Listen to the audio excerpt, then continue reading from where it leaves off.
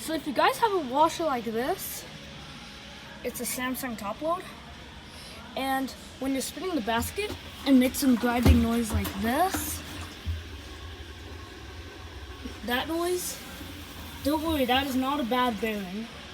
What's causing that is the basket is like grinding on the outer tub, which is normal, and when the wash plate spins, it spins with the basket, like it spins like that.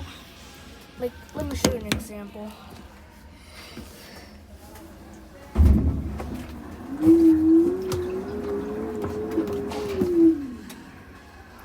Like that.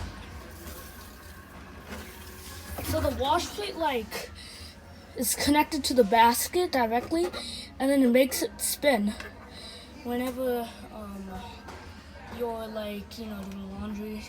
That guides it. Alright guys, yeah, washing and mowing. If you're watching this, I've heard of your washer grinding noise, so watch this video and that'll solve your problem. Thanks.